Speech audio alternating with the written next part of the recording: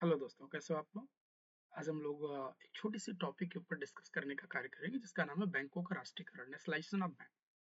देखा जाए तो सामान्यतः बैंक, एसएससी, रेलवे, आप किसी भी प्रकार की प्रिपरेशन कर रहे हो, चाहे आप बैंक के बारे में बात करिए, चाहे आप बैंक की तैयारी कर रहे हैं, चाहे आप एसएससी के बारे में बात करिए, चाहे आप रेलवे के बारे में बात करिए, इवन इसके क्वेश्चन देखा जाए तो आपके यूपी ट्रिपल एससी के पेपर में, ठीक है, हर एक एग्जामिनेशन में ये क्वेश्चंस आपके पूछे जाते हैं। साथ ही साथ ये लगातार न्यूज में भी बनी हुई टॉपिक है, क्योंकि बैंकों का जब भी मर्जर की बात आती है तो एक बार क्वेश्चंस सामने जरूर आता है। तो आइए नजर डालते हैं बैंकों का राष्ट्रीयकरण। साथ ही साथ आप लोग लाइक, शेयर और फॉलो करना ना भूलिएगा। ठीक है, आगे बढ़ते हैं। तो सबसे इंपॉर्टेंट पॉइंट, सबसे छोटी बात हमारे सामने निकल करके आती है कि आखिरकार राष्ट्रीयकरण होता क्या है। Nationalisation, what is the meaning of the nationalisation. राष्ट्रीयकरण से आप क्या समझते हैं।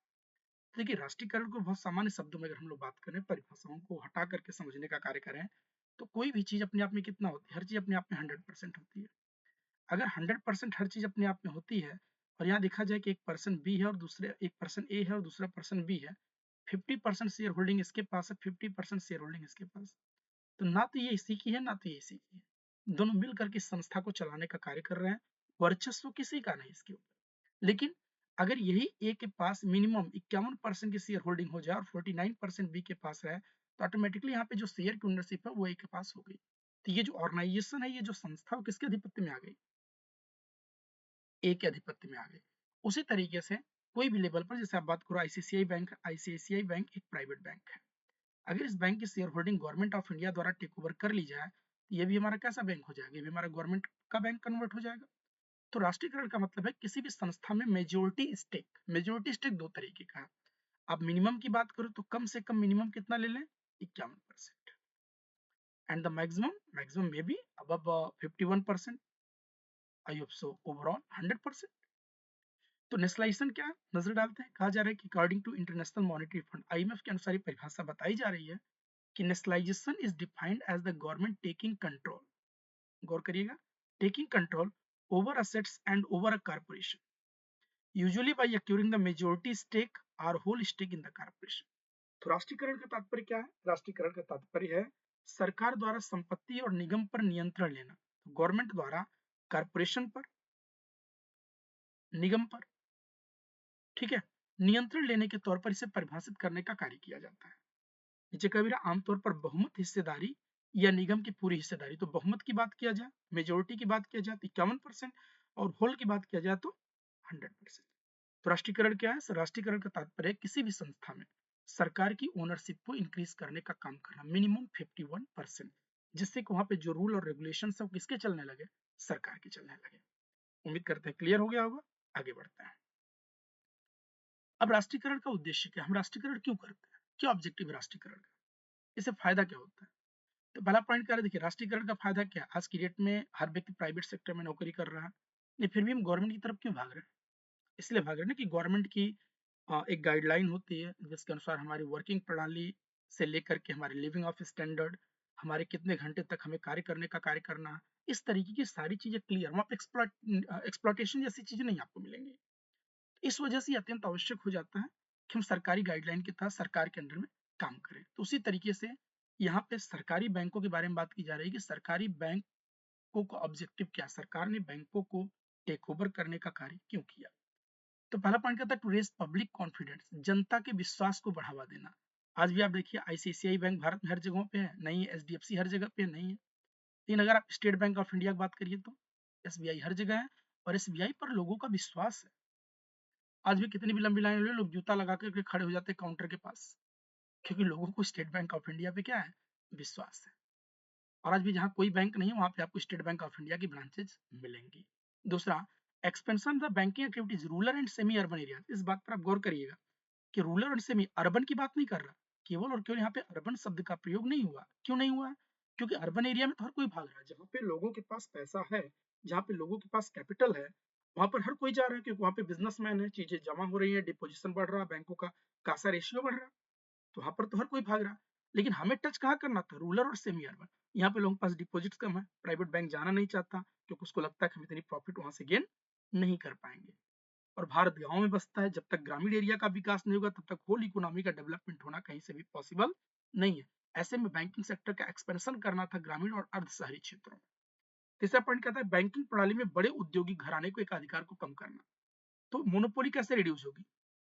हर व्यक्ति के अंदर हुनर है, अगर उनको उनके हुनर को एक्सपेंड किया जाए, उनको मौका दिया जाए कि आप भी बिजनेस करने का कार्य करिए, तो ऑटोमेटिकली कहीं ना कहीं जो कंपटीशन होगा वो लोगों के बीच बढ़ेगा।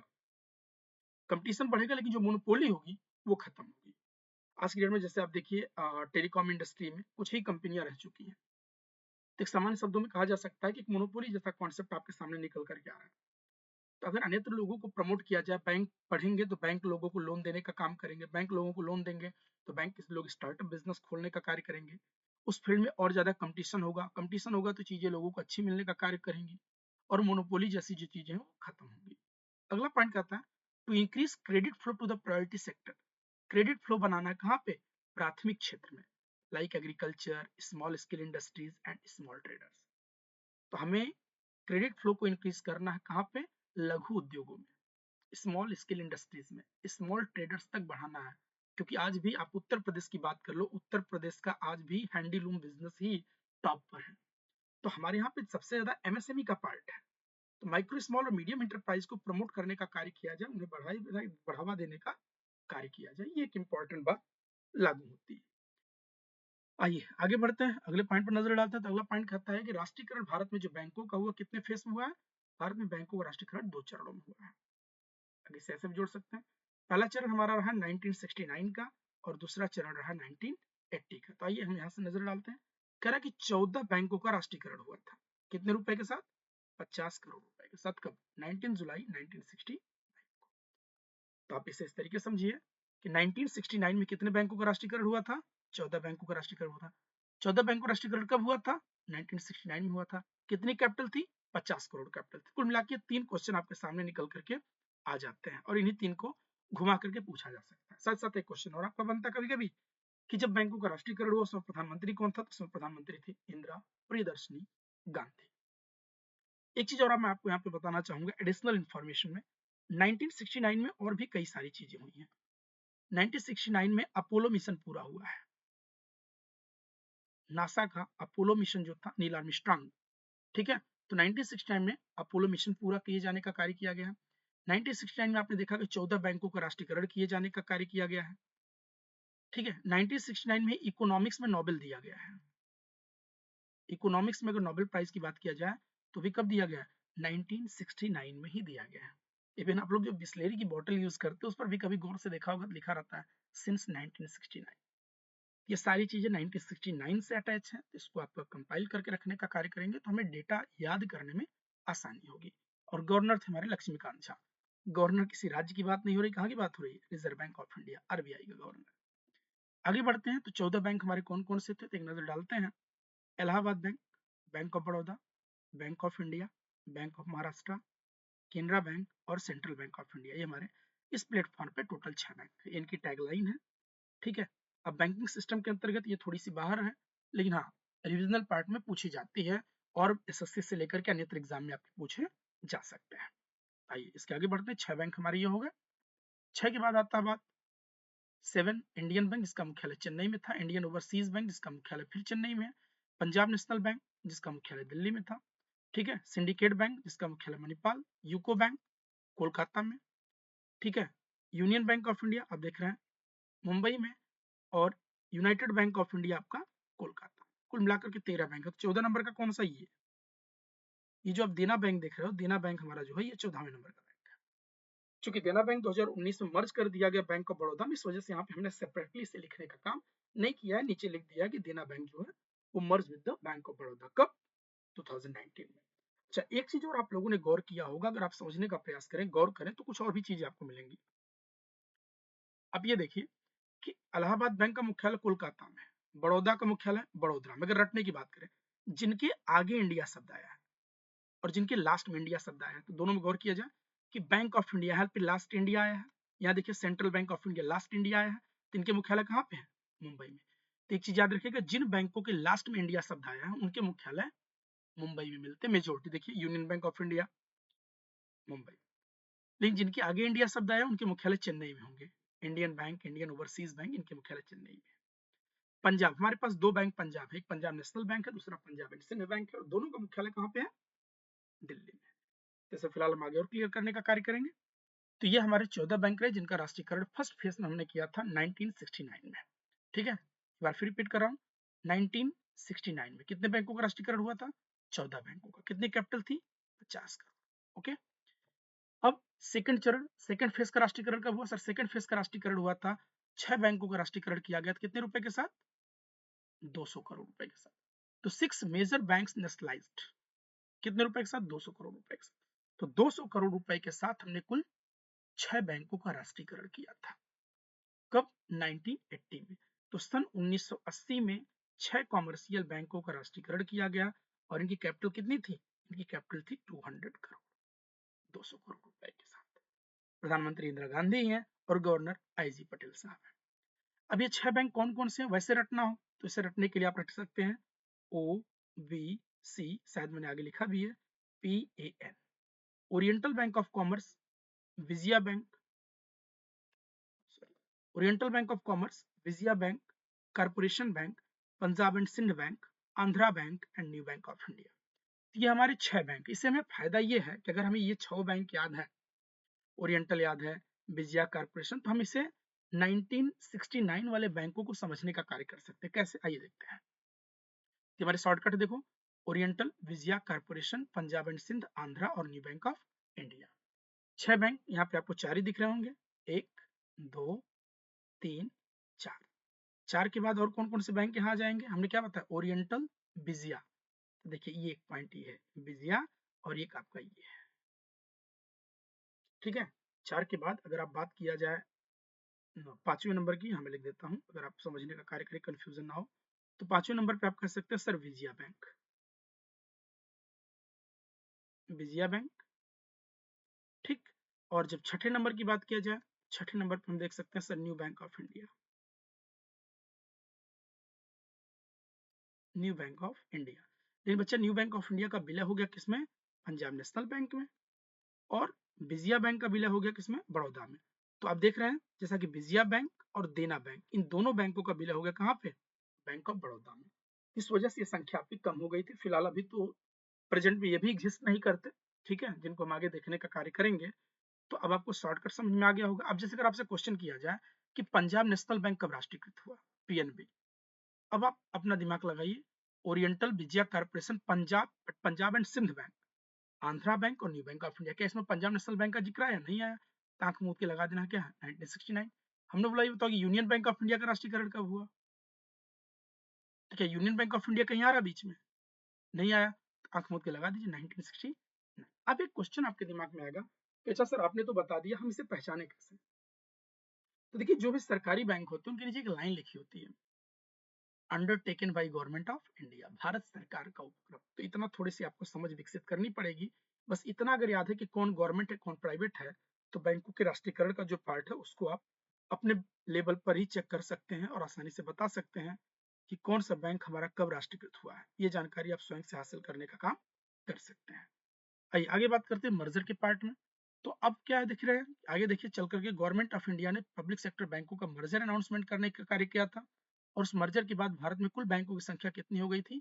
12। 12 मतलब नेशनलाइज बैंक हमारे 11 और plus state bank of India. तो 11 प्लस 1 बराबर 12। हमारे पास कुल नेशनलाइज बैंक कितने हो गए? 12 नेशनलाइज बैंक हो चुके थे।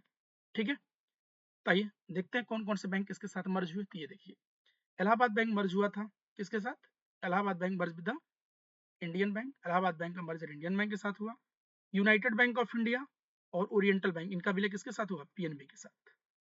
ठीक है, ये यूनाइटेड है, यूनाइटेड एंड ओरिएंटल, ओरिएंटल को हम लोग बोलते हैं OVC, इनका विलय पंजाब नेशनल बैंक साथ हुआ। ये तो दिख रहा है सिंडिकेट बैंक का केनरा के साथ हुआ।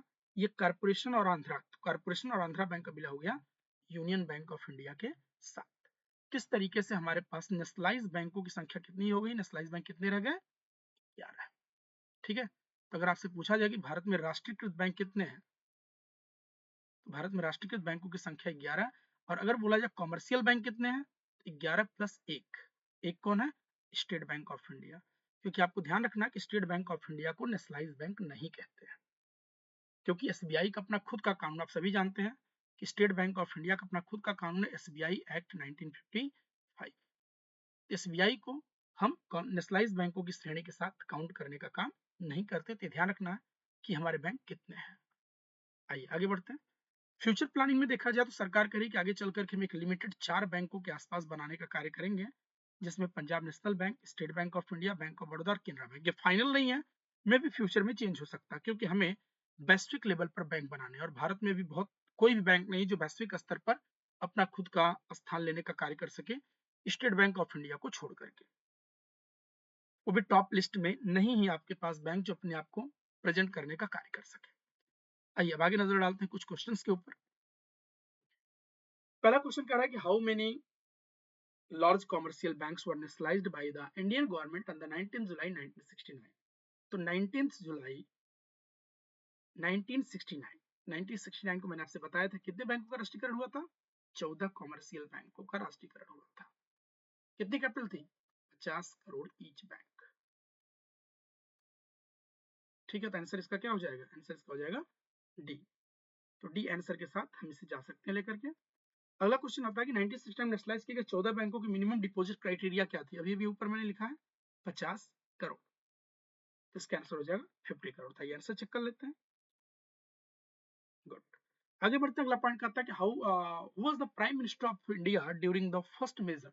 जब पहली बार बैंकों का राष्ट्रीयकरण हुआ, जो पहली बार बैंकों के राष्ट्रीयकरण की जो लहर थी, जो वेव थी, उसमें जब राष्ट्रीयकरण हुआ तो उस समय बैंकों के राष्ट्रीयकरण में प्रधानमंत्री कौन था? हमारे उस समय प्रधानमंत्री थी इंदिरा गांधी। पहली क्या दूसरी? फर्स्ट एंड सेकंड बोथ, दोनों पार्टों में।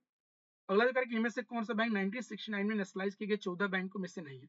अब देखिए, अगर आपके दिमाग में कंफ्यूजन आया कैसे हम जज करें, सबसे पहले अपना दिमाग लगाइए। हमने आपसे शॉर्टकट बताया है 1980 वाला, याद करिए। Oriental, Vijaya, Corporation, Punjab and Sindh, Andhra और न्यू बैंक ऑफ इंडिया, ये तो आपको पता है। Oriental, Vijaya, Corporation, Punjab and Sindh, Andhra और न्यू बैंक ऑफ इंडिया। अब यहाँ पे अगर हम देखने का कार्य करें तो ऑलरेडी इलाहाबाद बैंक इस लिस्ट में नहीं, हम इसे कह सकते हैं कि सर ये 1969 में है। इलाहाबाद बैंक 1969 का है। केनरा बैंक हमें मिला, ओरिएंटल विजया कॉर्पोरेशन है, कॉर्पोरेशन है, तो अभी कब का हो जाएगा? 1969 का। पंजाब नेशनल बैंक भी 1969 का। 1980 का कोई बैंक मिला, सारे बैंक 1969 के। और स्टेट बैंक ऑफ इंडिया कब बना? 1955। तो बेटा इसका आंसर क्या हो जाएगा? इसका आंसर हो जाएगा आंसर नंबर डी। ताई इसका आंसर इंदिरा गांधी जी हैं, और इसके आपके answer number D, state bank of India. आगे कह रहा है कि सेकंड फेज में जब 1980 में बैंकों का राष्ट्रीयकरण करने का काम किया गया, कितने बैंकों का राष्ट्रीयकरण करने का कार्य किया गया था?